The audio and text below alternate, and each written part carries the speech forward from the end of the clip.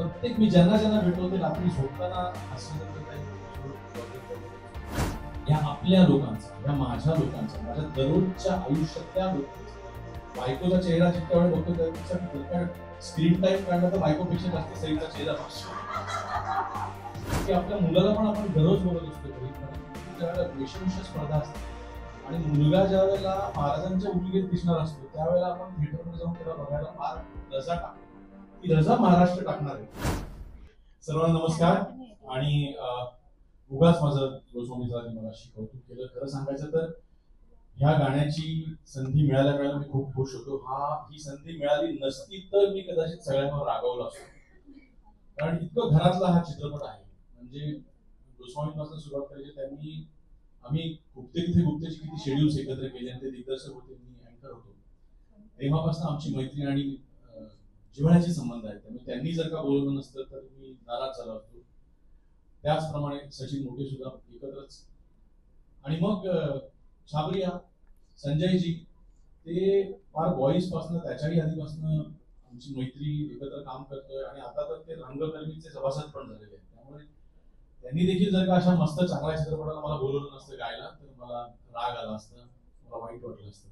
बाकीची कारण इकडची काय सांगायची. सई म्हणजे फार कांदे पोहे बसणार. पहिला चित्रपट का पहिल्या मधल्या काही चित्रपट पहिला.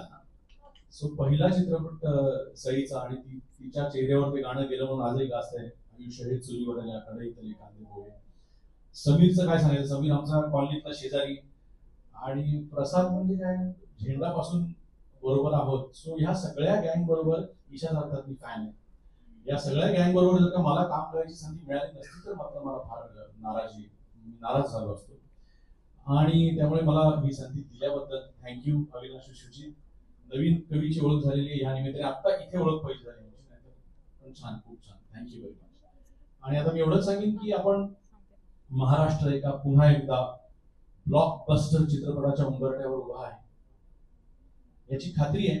कारण ही जी सगळी टीम आहे हास्य जत्रा, मी इथे इमोशनल नाही होत, परंतु प्रत्येकाची जी काही मराठी माणसाची दुःख असतात दिवसभराची ती रात्री झोपताना कधी युट्यूब वरती कधी त्या ऍप वरती, पण प्रत्येक मी ज्यांना ज्यांना भेटलो ते रात्री झोपताना हास्य जत्रेचा एक एपिसोड बघतच झोपतात आणि सगळी डोक्यातली दुःख विसरत झोपतात. आणि हे फार मोठे उपकार आहेत ह्या सगळ्यांचे महाराष्ट्रातल्या माझ्यासारख्या माणसांवरती. आणि ज्या वेळेला ह्यांचा चित्रपट थिएटरमध्ये दिसणार आहे या आपल्या लोकांचा, या माझ्या लोकांचा, माझ्या दररोजच्या आयुष्यातल्या लोकांचा. बायकोचा चेहरा जितक्या वेळ बघतो त्यापेक्षा जर का स्क्रीन टाइम काढला तर बायकोपेक्षा जास्त सईचा चेहरा बघतो. तर अशा ह्या आपल्या लोकांचा चित्रपट येणार आहे तर साहजिकच अरे आपल्याच लोकांना बघायला थिएटरमध्ये. तर ते असं आहे की आपल्या मुलाला पण आपण दररोज बोलत असतो घरी, परंतु ज्यावेळेला वेशभूषा स्पर्धा असते आणि मुलगा ज्या वेळेला महाराजांच्या उलगीत दिसणार असतो त्यावेळेला आपण थिएटरमध्ये जाऊन त्याला बघायला फार रजा टाकतो. ती रजा महाराष्ट्र टाकणार आहे आणि 1 मेला जाऊन गुलकंद चित्रपट. थँक्यू.